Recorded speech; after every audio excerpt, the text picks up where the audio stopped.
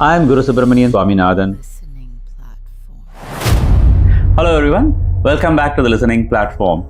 Today we have Ram, who is the founder of Tat Capital, and we are going to delve into the details of his company, what motivated him to start, and what's the problem he's solving, and many more related subjects.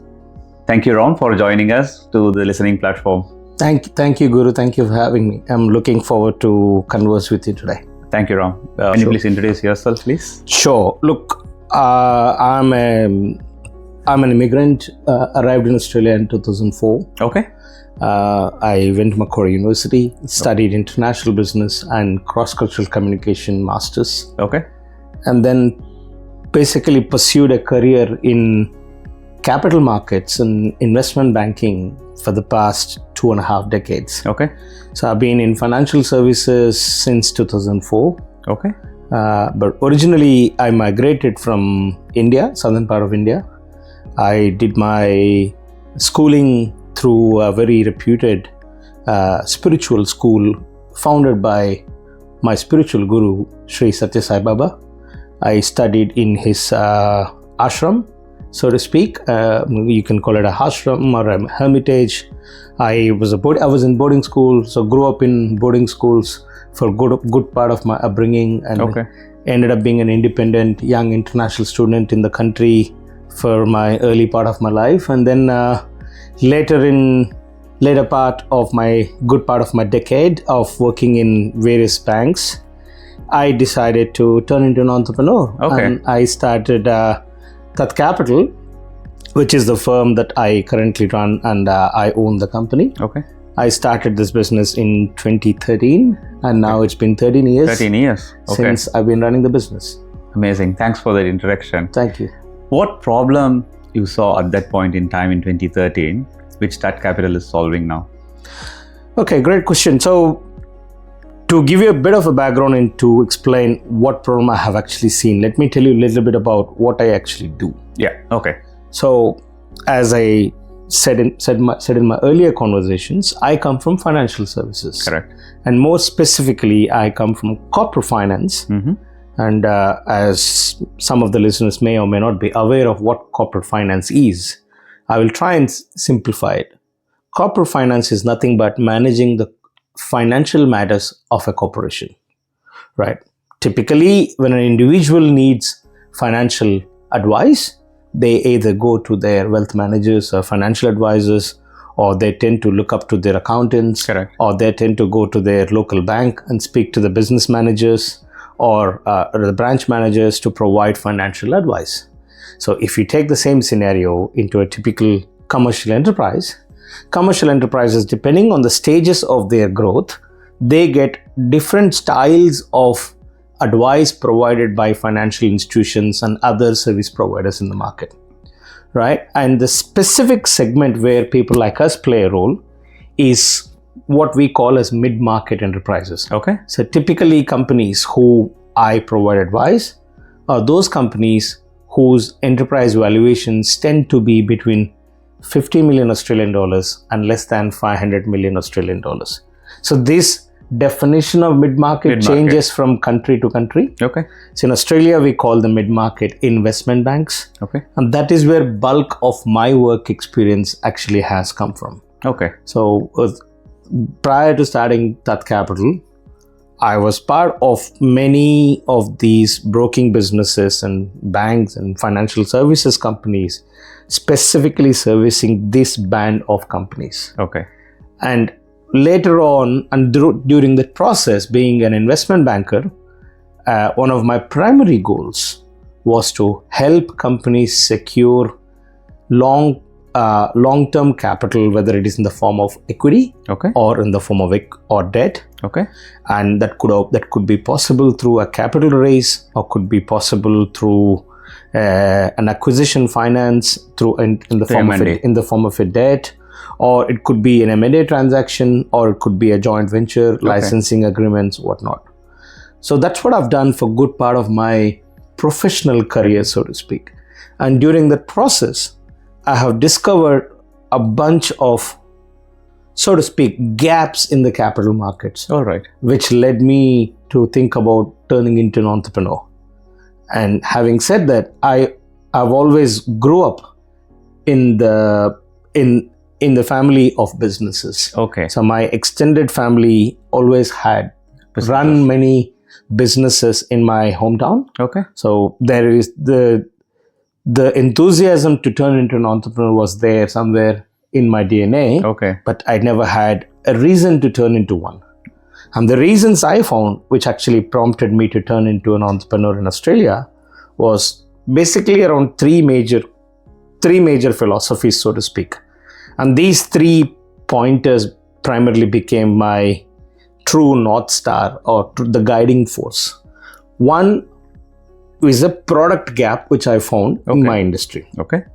So like I said before, given I do a lot of capital raising, I have been interacting with significantly large companies and wealthy investment funds, wealthy business families across Asia Pac who are showing interest to invest in Australian companies. Okay.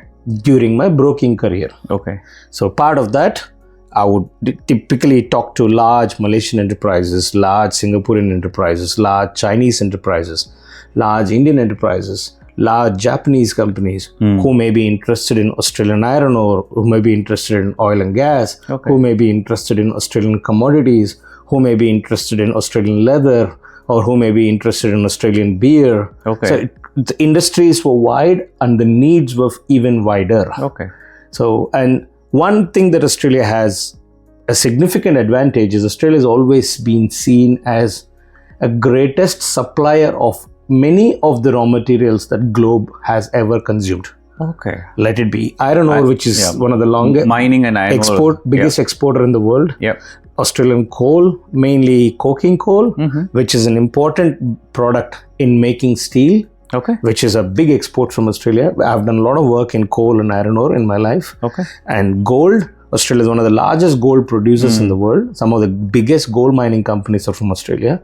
And the list goes on. And most recently, if you see critical minerals. Okay. So a lot of the smart gadgets that we see around, every one of the smart gadgets actually has significant amount of critical minerals, which are generally being seen on the right-hand corner of a periodic table. And most of us can't even pronounce these names. Okay. And Australia is abundantly blessed with those minerals too. Let it be things like lanthanum, lithium, molybdenum, any of these so-called scientifically difficult names to pronounce, but has significant use cases in whether it's running an MRI machine in an operating theater, or whether it is turning on a television screen, or making sure a mobile phone to work, or making a drone fly, or making a fighter jet respond with precision when in a warfare, or it is a robotic arm guiding a surgeon to actually perform a precise surgery. Every one of these use cases, there is significant amount of critical mineral being used. Okay. And Australia is blessed with that critical mineral abundantly. So during this process, I was pitching to large enterprises in Asia to buy these commodities or invest into these companies which extract these amazing product and to be used in industry. Okay. So during the process, I realized I was able to attract significantly large institutions to invest money here. Not alone, of course, through my team. Yeah. I was one of the 4, 5, 6 people team. Okay. And during the process, I realized there is a lot of money coming in, and we as a small group of bankers putting a lot of effort to bring that money into the country. But when it comes to actually moving the money, we wouldn't be involved. Okay. They will typically go back to their banks and go to JP Morgan or Citibank or Goldman Sachs and they will speak to their foreign exchange desk, please move my money because I'm investing in so-and-so company. So that is the light bulb moment I had. Okay. So what if I actually not only raise capital, but also move capital the money from the same platform? Then I would be able to help these businesses with much better advice, and also able to better retain the earnings capability within the firm. That was my first product level moat that I found, or a reason to turn into an entrepreneur. So if you look at typically the small to medium enterprises, they don't get enough comprehensive advice from a single desk to manage a capital raise, and to also manage an effective movement of cross-border payments. So typically these are the two functions which are done by two completely different financial institutions, or possibly two separate divisions in a financial institution, which don't even talk to each other. Right? There are a lot of Chinese walls set up, lot of rules around set up in terms of how this can be managed. That is where my first breakthrough came through around product. And second breakthrough came through around my understanding of Australia as an international student, and my understanding about Australia as somebody who's closely followed Australia's geopolitics and bilateral trade over the past 3 decades. So if you look at Australia's economic trade fortunes that Australia has built in the last, say, 4 or 5 decades, the real boom that Australia has witnessed is when Australia started basically developing significant trade treaties with the greater Asian economies, which is your China, Japan, Korea story, which was very well understood and very well drafted and very well executed in most of 80s and most part of 90s. Right? And as your greater Asian economies like China and Japan became fully matured, institutionalized countries and infrastructure fully built out, the need for Australian commodities has shifted to Southeast Asia. And the need for finding a stronger trading partner for Australia also shifted to Southeast Asia. So if you look at late 90s to early 2000s, Australia has done a lot more effort to build stronger economic ties into countries like Malaysia, Vietnam, Philippines, Indonesia, in relative terms to what they've done with the greater Asia, which is China, Japan, Korea. So greater Asia still remains a strong trading partner for Australia. But Southeast Asia started emerging as equally big region for Australia to do trade with. And this was when I was in my peak of my broking career. And late 2011, 2012, there was a light bulb moment in my head. I said, look, if this trend has shifted from greater Asia to Southeast Asia, and this trend will definitely shift from Southeast Asia to South Asia. And this was, call it a bit of a futuristic, a proactive thought in my head. Absolutely right, actually. So that forced me to think about how do I connect Australia to Indian subcontinent back in 2012, when most investment banks in Australia wouldn't even talk about India let alone in a same sentence, not even in the same paragraph. India has never even spoken. If you look at traditionally any of the trade charts where they talk about how great economies are performing, India is never actually measured in the great economic trade cycles. You speak about what happened in US, we'll talk about what happened in China, you'll talk about what happened in Tokyo, you'll talk about what happened in Australia, but you don't talk about India. But fast forward to 2026, every economist around the world is now completely focused to learn on what actually is happening in India. Correct. I mean, that's a story we see. Correct.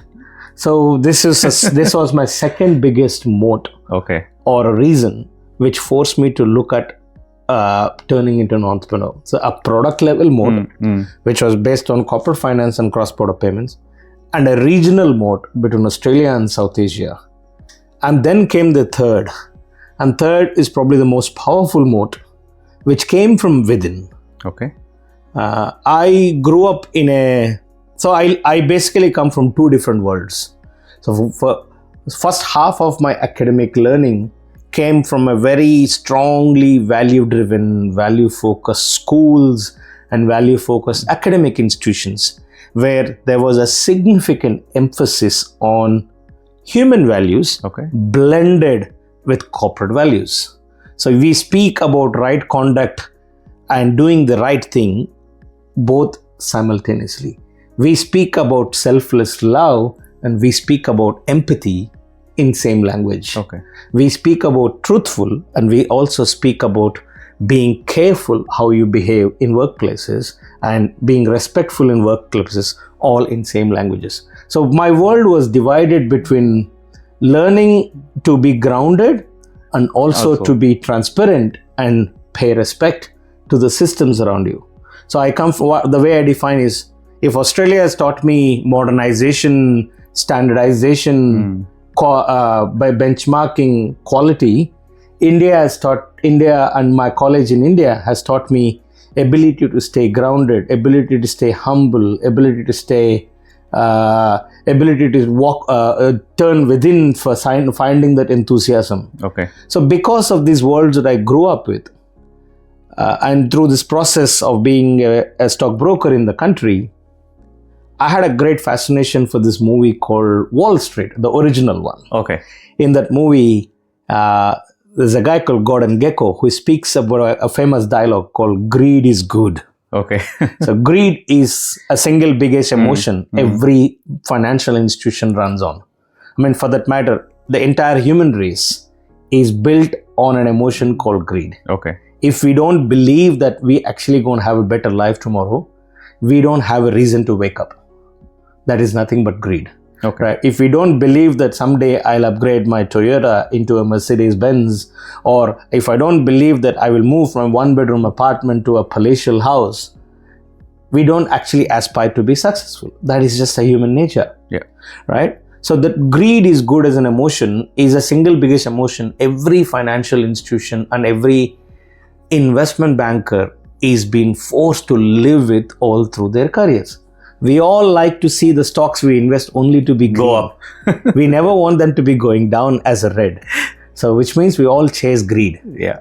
So, but on the contrarian view to this, with my spiritual background that I grew up, I wanted to see if I can learn of measuring my greed. Okay. I wanted to see if there is any way I can distance away myself from greed. Okay. So I said, I will now extend the philosophy of greed is good by putting the word measure around it. Okay. So I said, I want to measure my greed. Can I measure my greed? So that was my third and most important pillar. Okay. Which forced me to turn into an entrepreneur, to bring that humanistic opinion or a value-driven opinion onto the high table, into the corporate boardrooms. Yeah. Thank you. I mean, that's a holistic view of why you have started Correct. Tat Capital. Thank you so much. When you speak about greed, the first thought comes into our mind is money, basically. Yeah. Right. Yeah. So when did money stop being money for you, and you started treating that differently? I think a lot of it actually came down from the way I grew up under the tutelage of this wonderful spiritual guru of mine. And Sai Baba always speaks about society first and your people next and you last. And that is being translated through many ancient philosophies of every religion. We always speaks about community first, people next, and you last, right? Yeah. I mean, nowhere in this entire upbringing of my schooling or through my college or even my family values, it's all about what can you do for others. Always took a greater pedestal, rather than what is that you need to do for yourself. Okay. And we also speak a lot about, in Bhagavad Gita, there is a saying, Karmanyeva adhikaraste ma phaleshu kadachana. So we speak about follow your actions, don't worry about the fruits. And we also speak about focus on the means, don't focus on the end. So I grew up with these kind of philosophies for a good part of my academic learning, or potentially developing my adulthood, so to speak, right? Sort of like life lessons, basically. My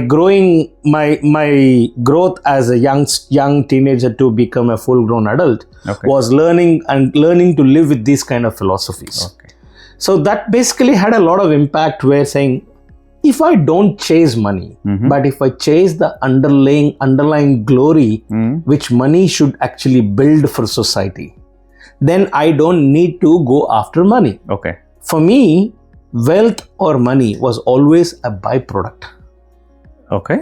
If you don't chase the byproduct is nothing but a result of your actions. So if you focus on the means, end will turn out to be a good. Okay. If you focus on your actions, don't worry about the fruit.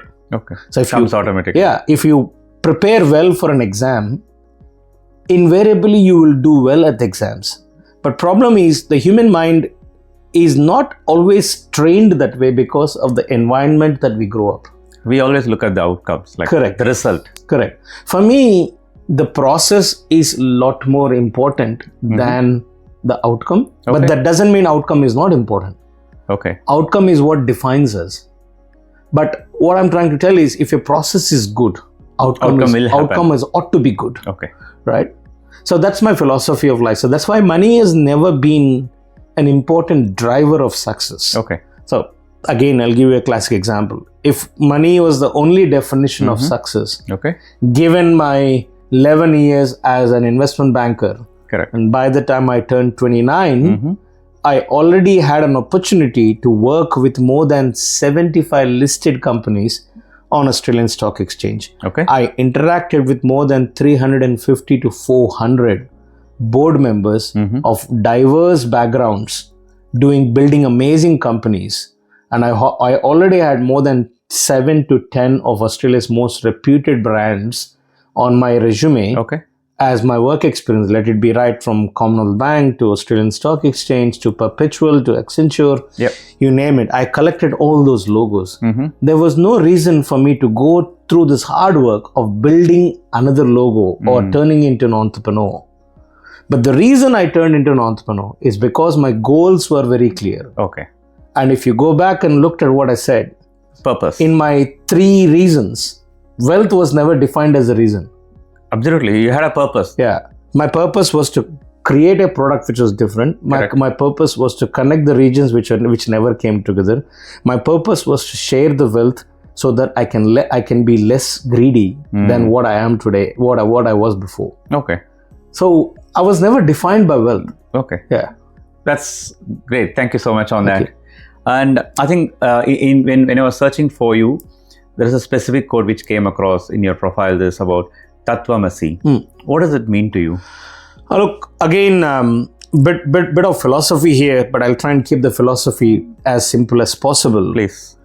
So there are many statements which are highlighted in Hindu philosophy, which basically defines the relationship between human and divine. Okay. So one big statement which actually speaks about is Aham Brahmashmi. So I am God. So I'm equivalent to God.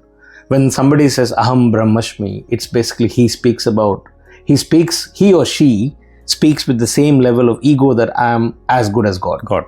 Right? Or I am God. So that ego is speaking from within. And when you move away from that stages, when we speak about, we call I am Atma Brahma. So we speak about, so me and God are same. Okay. So where you maturity comes to a stage where you don't actually talk about I am God. You say that I and God are same. We are equals. We are peers. And then comes the stage of more maturity in your life where we speak about everything is black hole. Neither God exists nor I exist. Okay. So neither dark exists nor the light. So everything is you speak about the Big Bang theory in science. What is Big Bang theory? It's a black hole theory, a state of nothingness. Nothing. Yeah. Tatvamasi is that state. Tatvamasi is a state of absolute equanimity in your mind.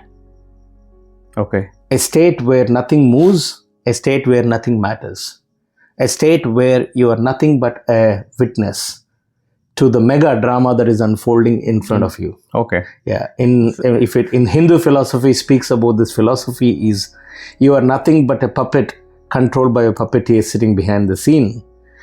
Scientific theory speaks about a Big Bang theory where the origin has started, right?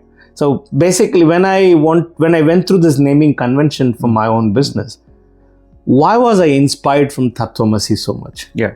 It comes down to my original 3-point code I told you, measured greed. Okay. Yeah. If I want to start measuring greed, I want to distance myself from the outcome, but focus on the process. Okay. So if I focus on process is absolute. For example, I might change different cars over a period of my lifestyle, depending on how I live and what I want to do. Okay. But the road that is laid is not going to change. That's right. The road is absolute. What changes is the mediums that will change, that will go on the road. Direction is absolute. Okay. Yeah. So that basically was the reason. So the reason I was inspired with the quote of Tatvamasi, the role of a banker or a role of a financial institution is absolute for every entrepreneur. Okay. But how does the financial institution help an entrepreneur succeed is defined by the people who are working for that institution.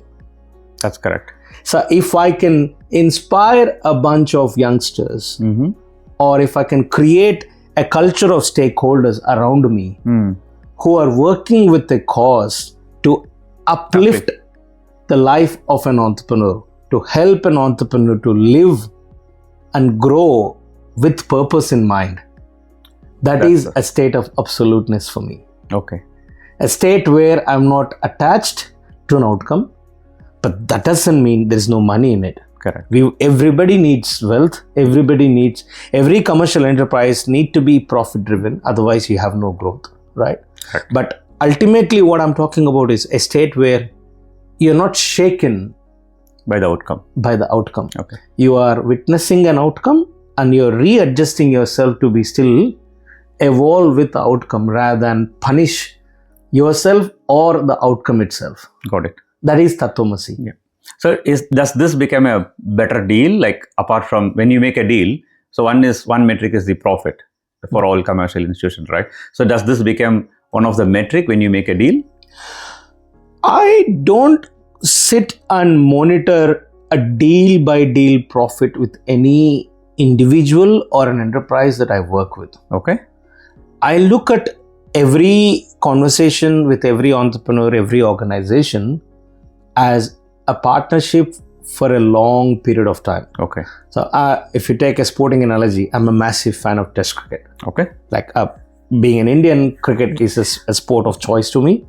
And within all forms of cricket, Test cricket is my favorite part of cricket. Okay. Because in Test cricket, you really get tested for That's all right. weather conditions, mental conditions, across days, and you have to stand the testimony of time, which means you lose energy, and through this entire process, you build small but meaningful partnership with your batter.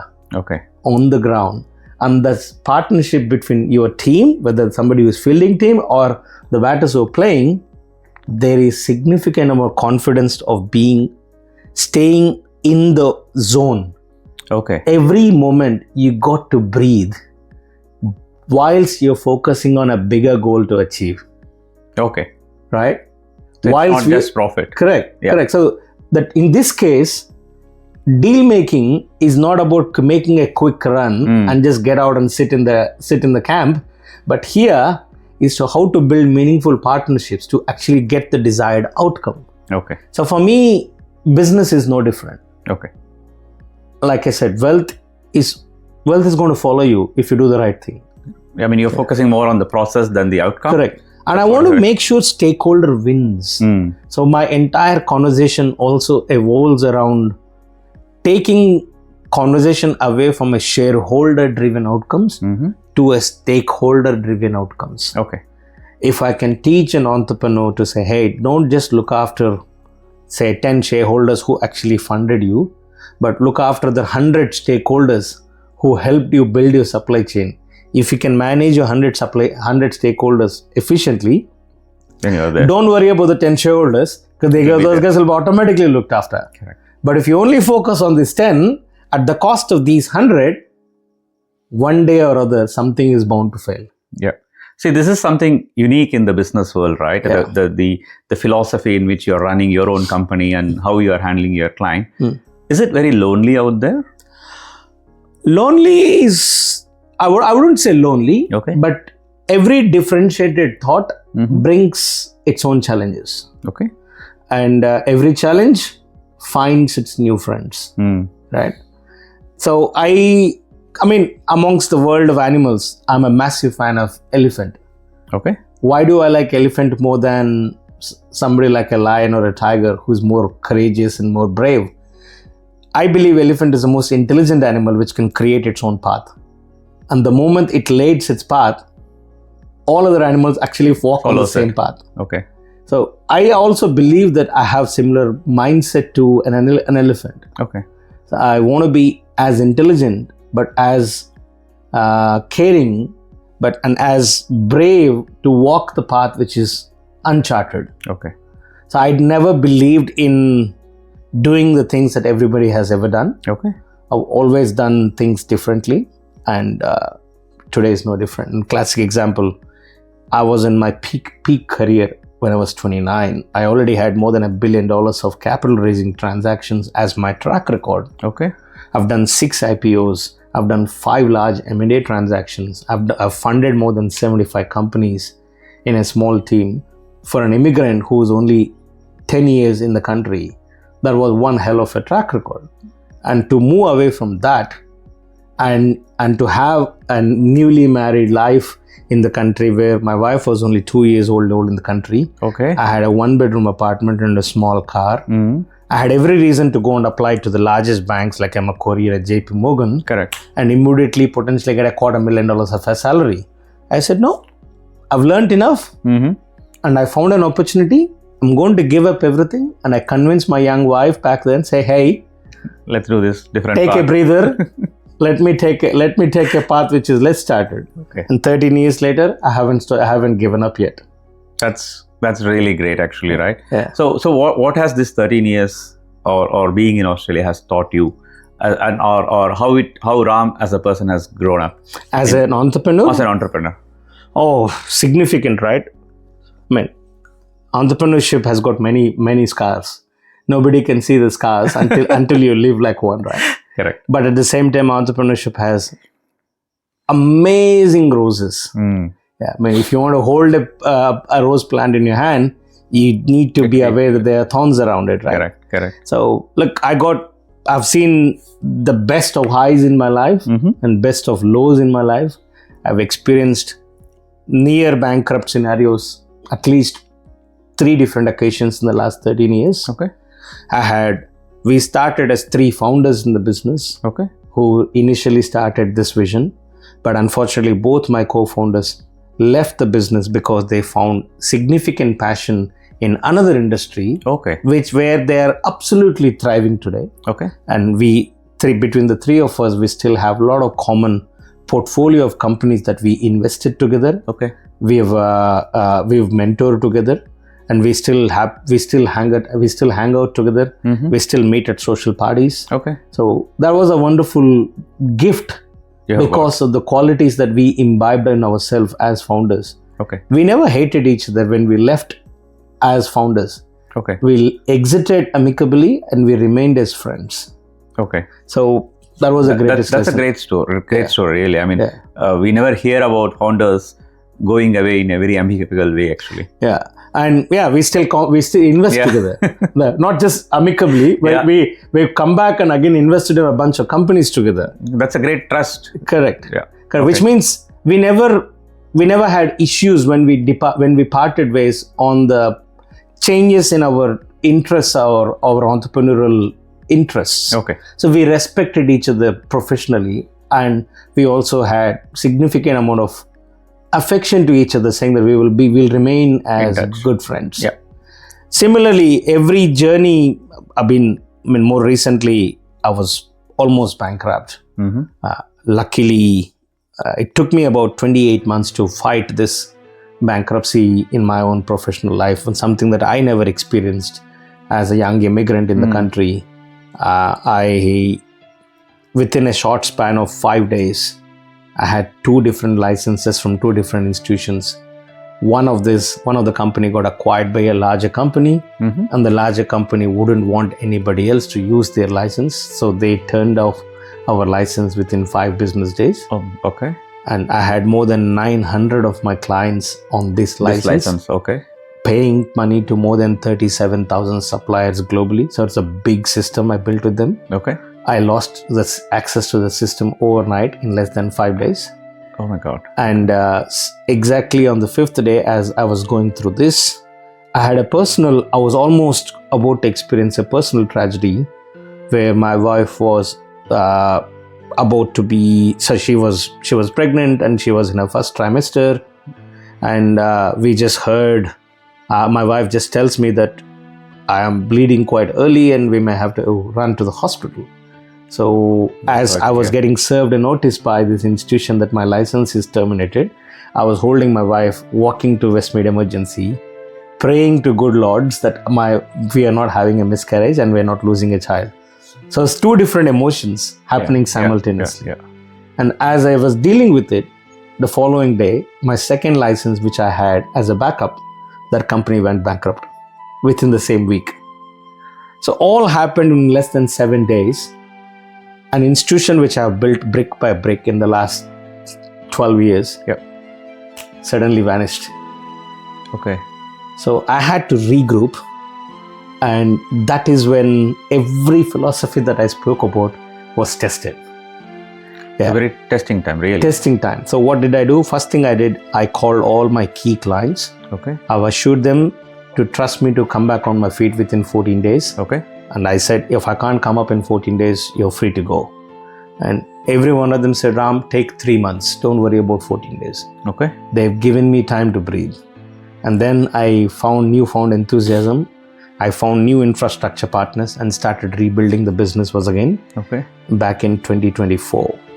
And while this was happening, I had a significant lawsuit by another institution claiming that I have not done the right thing, and they sued me for $100,000 US, big money when I had no money. And I had 2 homes to serve here. I had a $1 million mortgage. Okay. I had a wife who was pregnant, so she was not working, and I had 6 staff members whom I have to pay salaries. Correct. And I had no license to operate. Everything that you could think as perfect recipe for disaster right in front of me. But in spite of all of this, fast forward 2026, I've not only paid a mountain of debt down, I fought the case, I won the case. Okay. I now have a happy 18-month-old child at home, so my wife is happy. I retained both of my homes, and all of my staff members still work for me. And in the last 29 months, every one of my staff members were paid salary on time, not a day late. So that was a one hell of a turnaround. So everything that I spoke about was tested in the last 2.5 years. And today, I'm not only able to speak with confidence that I've achieved something, but I've actually lived through the value systems that I actually believed. And this is where I started believing in myself that money was never a barometer for success. Okay. It's about how you conduct. When the tide is against you, how do you conduct? And how do you show up and actually own that you made a mistake and have an ability to fight it and look into that mistake and say it with confidence. It is not of my wrongdoing. It was a system-driven philosophy issue, but I'm brave enough to own it and come out of it. No, just say, but only one thing which comes to my mind is the resilience in action. Correct. Look, I think, this is where the best of both worlds of mine collide really well. The ability to fight back. Ability to find the courage to travel the path between your mind and heart, which is the most difficult road to travel, right? There is a lot of noise between your mind and heart. Your mind is saying, back everything up, go for every minute. Yeah, go look for a job because you got end of the month, you got a bill to pay, you got a mortgage to clear, sack all your staff members, don't worry about how they feel, let them go. I said, no, that's not the right. These guys have trusted me as their leader, which means I'm not just feeding them, I'm feeding their underlying families when I pay them salaries. So it becomes my responsibility as a leader to actually show up and show them that I will fight. And more the reason, right? I think filing bankruptcy here, it's comparatively straightforward. Correct. There was a lot of easy pathways. Easy path. Yeah. But I decided not to take any of those paths. I decided that if I've come this far, and if the universe or God or divinity, whatever you call it, has given me this particular challenge at this point of time, this divine energy believes that I have the power to fight it. And you got that power to fight, and you fought back. That's it. If I did not believe that I had the power to fight it, I could not have fought it. Correct. Absolutely. And this reminds me of the classic 241 innings of Sachin Tendulkar in Sydney cricket ground, right? Okay. When he decided not to play a particular stroke because Australians were actually getting him out every time he swings the bat on side. So he decided he made 241 runs in Sydney cricket ground in a New Year's Eve test match of not playing his favorite shot. That showed resilience, and I have a lot of inspiration from Sachin in terms of how he behaves on and off the field. So I said, look, I have enough examples around me.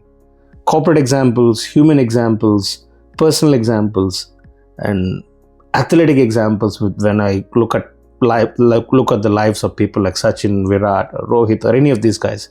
There's a lot of resilience. Every one of these guys show resilience. And one of my favorite players is Rahul Dravid. The Wall.